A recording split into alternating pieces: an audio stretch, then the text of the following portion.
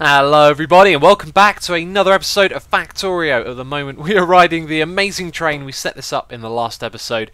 This is amazing. If you're wondering why these are being removed so fast, it's because when transferring from inventory to inventory these things will be a little bit faster due to some upgrades that we got with our research. And there you go, you saw it's completely empty as it leaves the station. This thing has been set up for 20 seconds, so has the one at the other end. However, if you were to set it to 30, then I guess it would kind of take the same time to load it as it would unload it, right, at either end. However, due to the size of the inventory of these things, it's going to be 20 seconds till this one right here is full up. And unfortunately, the one at the bottom doesn't fill up because not enough of this stuff comes down to the bottom. So I was thinking about ways to make it nice and even, and I realised that there wasn't one because this is it. This is it right here. Everything that comes through.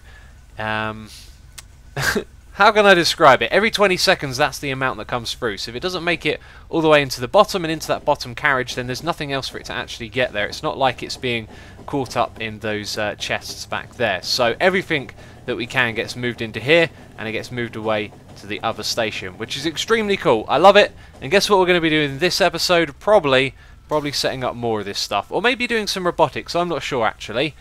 I haven't made up my mind, but the advanced train stuff is going to come soon because we need to build multiple stations. We need to do this for copper now as well, and coal, and everything really. There's no need to do it the old way. The old way was ridiculous, but I would also like to get some other things automated, like our solar panel farm over there as well. So lots of things to do, and at the moment I've just got to make up my mind, but I really wanted to show you that. This thing is amazing. I really do like it. As I said in the last episode, I resisted the trains for quite some time last time I played. And by resisted, I mean I didn't even use them at all. Whereas now I see their relevance. And look at this, our system is doing ever so cool. Oh, that looks amazing. It is really doing a good job now, isn't it? We need to upgrade all of this to the next level by the looks of it, because these are just too slow to keep up with the next bit. So lots of upgrading to do. That shouldn't be a problem because I have chests full of these things. You can see I actually upgraded some of this stuff already. I did that last episode and completely forgot to mention it. So I've got a lot of things to do, haven't I? I need to shut up and start getting on with them. Job done. The tracks have been upgraded, and I realise we're probably going to do a lot of that, so I'm not going to mention it again. If you see the tracks changing, you now know why. Anyway, let's get right back to the trains because we're going to take this thing to the next level. So we played around with this, we figured out how this worked, and then I spent quite some time trying to get it up to the next level. We've got 3 stations right here, 2 for iron and 1 for coal. That way they can unload at the speed that means we have the maximum input to this bit right here, which then means we can start to work on getting this thing to be at its maximum efficiency as well. But here's the deal. I spent quite some time working on this. At the moment we have 2 trains. One is using this station, one is using that station right there. If we zoom out, do we still see that guy? No, he goes off the map. And if we place down radars everywhere, I think we'd be able to see where they are on the line, which is an interesting thought. You can see I placed another one up there. So one of them is going to test, and one of them is going to the site all the way up there. And yes, I can move around. I seem to forget that every time. But here's the deal. I spent a long time working on this. I went absolutely mad trying to figure out how these things right here work. And here's the deal. I've said that a few times now. I was sending them to the wrong station. I was sending them to this one down here, which is disconnected from our system, and they kept giving me a no path error, and I went absolutely mad, pulling my hair out, trying to figure out what on earth was I doing wrong. I thought I understood these from the tutorials I read about them, and then after a while I realised that, like a dummy, I was sending them to, is it this site? Yes, iron drop-off instead of iron northeast. So that's finally been done. We finally figured out that, and now this thing kind of works. But I'm not going to go into great detail once again as to how these work. But here's the sort of shorthand of how our system will work as a whole. So we're going to have a one-way input like this. So this is the one-way line. They come into the station like this. Then depending on which one it needs to go to, it's got 3 places. And then it's going to go out round the loop and go along this track, which runs parallel. By the way, if I'm moving faster, it's because I put another one of these down in there. That is so convenient and helpful.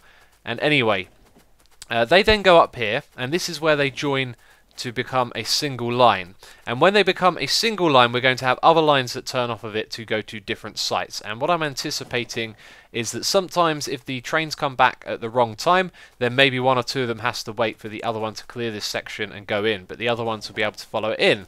And it seems to be doing that. I've done a few tests with sending the trains around, and they've never gone in this way yet, which is the way I've set up these blocks using the rail signals. So they shouldn't go back in that way, they should come in this way. So this one is going to go up north to the copper site. We're going to take from this one right here, and then our second iron site, the ideal place is over here.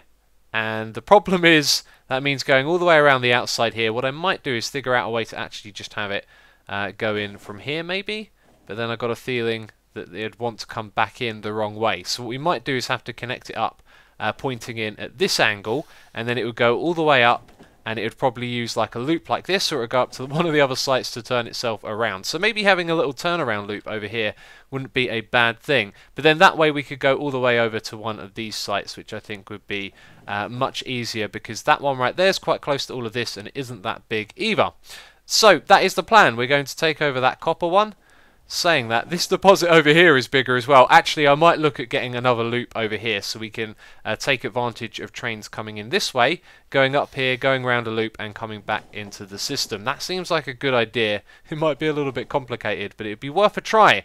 And we're being attacked over here. That means we're probably attracting some guys from over here. So what we need to do is fortify that area. So, a lot of stuff to do. That was a lot of talking, wasn't it? And I hope I explained that well, but there you go, we're making full use of these trains now, and yeah, let's get this thing up and online. So it took some time, but it was definitely worth it, and that is the wrong button. By the way, I've been doing some research. You can see this one here was the last one to be done. Yes, it's useless to us now, but I decided to do it just to kind of stress test the system.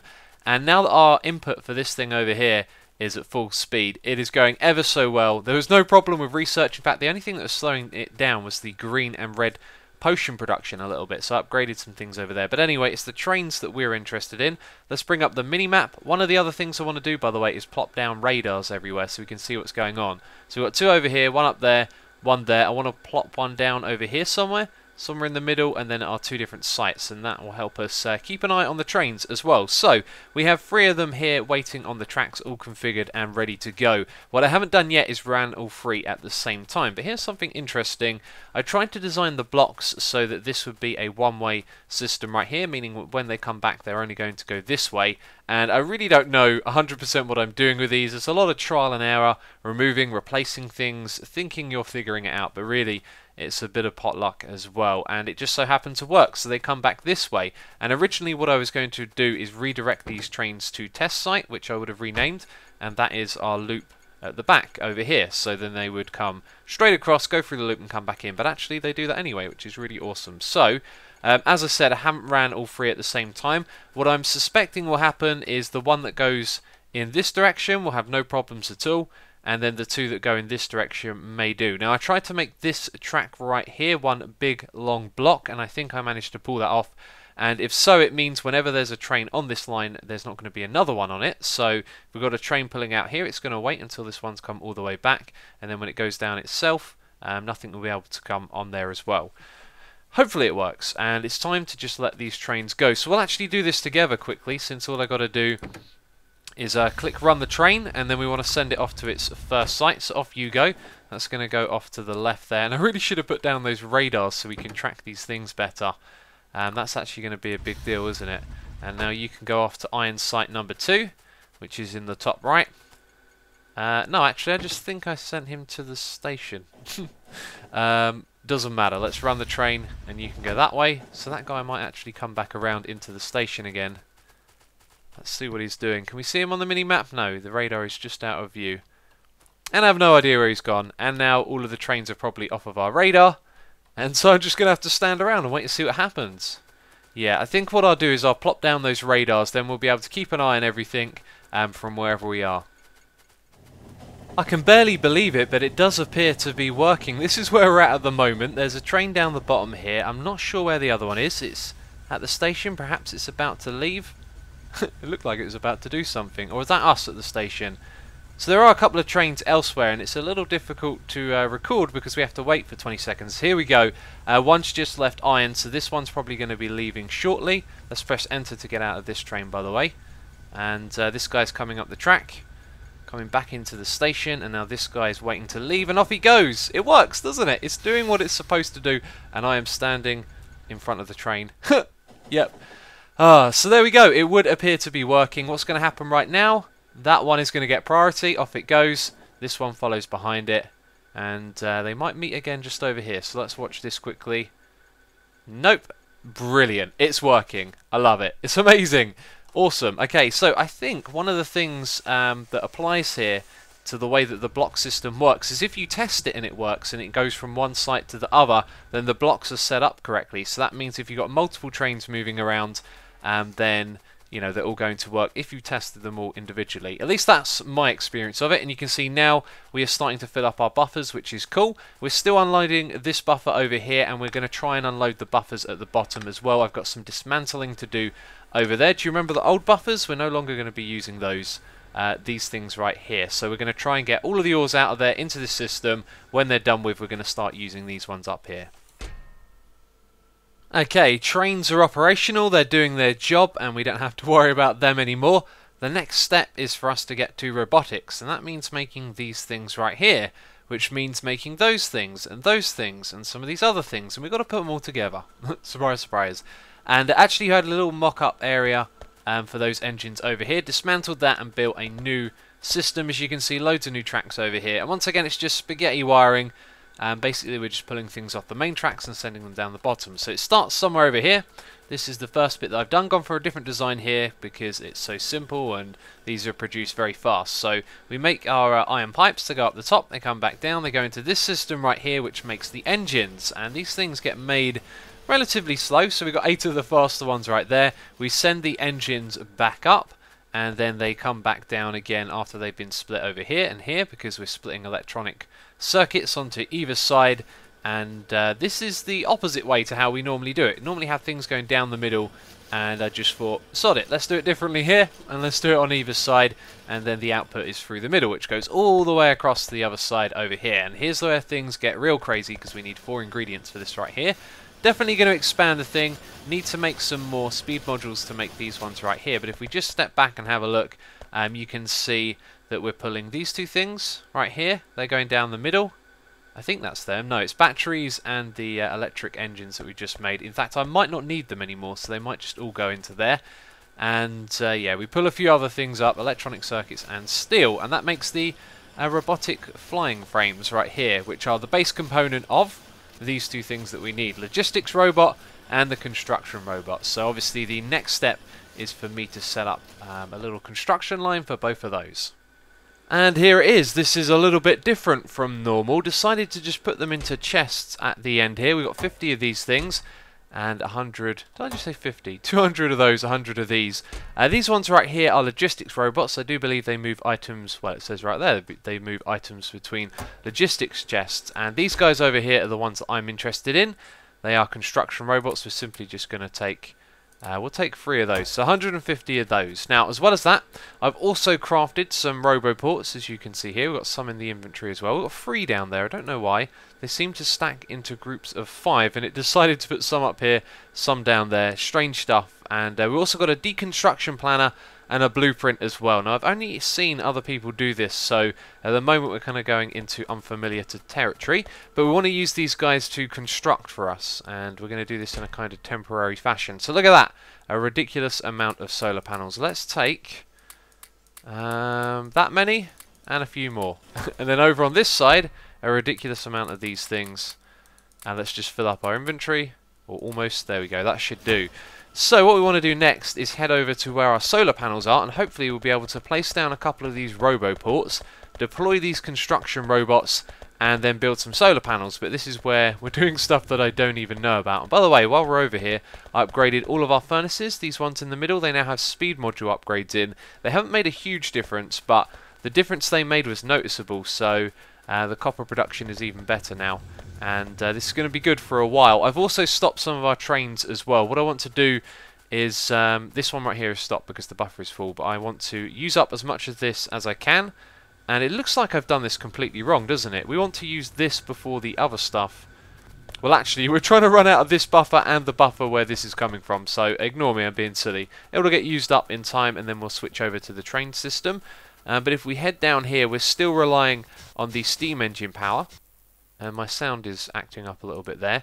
As you can see, it comes into play every so often. So We want to remove our reliance on that completely. Okay, so here is our solar panel array. I've got a feeling this is probably going to be too big for one blueprint or one set of construction robots to do their thing. But if we place down one of these, look at that, it is actually big enough. They could construct that. However, this thing would be in the middle, which is not what I want. So what we're probably going to do is construct it in quarters.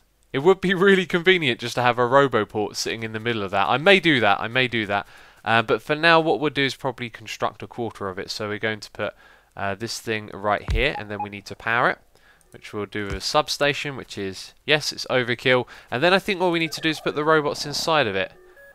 And they look like the other robots, do they not? Okay, so we can put 50 in there. That's cool. Let's put in a few more. I've never seen this before in game, just seen it in videos. And I don't know what that means right there. Alert! 1 objects are missing repair packs. That's okay, we don't need them to have repair packs. They've got a different job for us to do, I think. I don't know how we give them items. We might need logistics chests for that. There's the other one. Okay, let's use the deconstruction planner. So I think what you just do is select. You can see the region that they go in. And do you right click or left click? Okay, you left click. And then out come the robots, and they are moving very, very slow, which is normal. And the reason that I've done this is just to show you these things as they start out. They look very crazy, don't they? And they're going to remove all of these trees right here. So we can actually upgrade their speeds over here. You can see robot speed, cargo size, and then these other things are other things. And look at that. They're leaving all of the items on the ground, or what are they doing? That's just them hovering there with wood. That looks really strange. Huh. And they make some funny noises as well. So I guess they need a logistics chest to put things back into. Can we actually craft one of those? Probably not. No, we're going to need some electronic circuits. Let me go and grab some of those. So we can make one of these things, a storage chest. That's a storage chest for the logistics system. We can also make a requester chest. So I think the idea there being that it will prioritise what items go to it. So if we've got a load of wood coming into our storage chest, we might be able to move it automatically to this one by setting it to wood. So we'll try that. And then passive provider and active provider, not 100% sure what they mean based on those descriptions. But for now, let's see if this works. Let's also put down a light. The night is annoying in this game. It really is. It is in all games, but only because you're making YouTube videos, I guess. But anyway, which one is the requester? This one is the storage. Okay, so storage chest, what are these guys going to do? Look at that, they're all coming back like a swarm. A very, very slow and deadly swarm. And they're going to put all the wood in there. It's already got some in, which is cool. And then they go back to the bay. These things are awesome. They look so cool. Like, when you zoom in, they look amazing. When zoomed out, not quite the same, but that is cool. And it looks like they're having a bit of trouble. They've got to go back in one by one, maybe? That's interesting. Either way, they are putting items into the storage chest. So let's put down the requester chest next. Where is it? It's the blue one. Let's just put that up here. And let's say, can we request something? Yes, we can. Maybe this is how it works. Actually, I've got a feeling that's just my own personal logistics inventory thing. But let's give it a try and see what it does. Where is wood? Why can't I see it? There it is. And no idea what that's going to do now. Or what this does. I just need to read up on this stuff. I'm being silly, aren't I? Okay, we'll ignore that for now because I clearly don't know what I'm doing. So what we want to do with these guys is make a blueprint of this right here. So where is the middle? The middle appears to be this bit. So if we start there and sort of go diagonal. And that's going to get in the way a little bit, I do feel. And that looks like a square to me. Let's just count for a second. 1, 2, 3, 1, 2, 3. I do believe that's everything. Wow, this is cool. Okay. So we can just give it an icon like that. So what happens if we click on this and then put that there? Interesting. Okay, that's cool. Can I make your own icon? Except we don't need that. We'll just have that for now. And do I click on something else? Just click that. There we go. So we've made a blueprint. And now we can place this down over here. So when we do that, there you go. It's perfectly aligned. It'll hook up to the grid. Now these guys have got to build it, so they're going to need some materials in this chest. This is where we dump our solar panels and accumulators. And there they go, they're building for us. That is going to save me so much time. Do you know what the next step is then? Oh wow, that's so cool. That's absolutely awesome. And these are the slowest speed they go. So we're obviously going to do some upgrades or some research for their speed. In fact, we're going to start that right now. And the first one isn't going to take too long at all. But we're just going to be clearing out a lot of the area here and expanding this a lot more so we don't have to rely on our steam engine production anymore. But that is the logistics robots. A really nice introduction to these guys. They are awesome. I do like them. They're really good for this endgame stuff where you want to do lots and lots of construction. But it looks like we might need additional Roboports over here as well. Let's put down another one and hopefully that'll help them. Or maybe they're only linked up to this one and they won't go to that one. I don't know. I've got a lot to learn. Oh, nighttime is really bad. Just want to show you what's going on here. These two are linked together, so these ones will come and help out with the jobs in this area, which is interesting. We've got one on the other side which isn't linked up, and therefore it's not linked up to the chest. So these guys are now all sitting around right here, not doing very much. So I'm going to have to give these guys a chest as well. But that's going to be it for this episode. I'm obviously going to set up a whole bunch of solar panels in between the episodes. So as always, thank you very much for watching, and I'll catch you next time.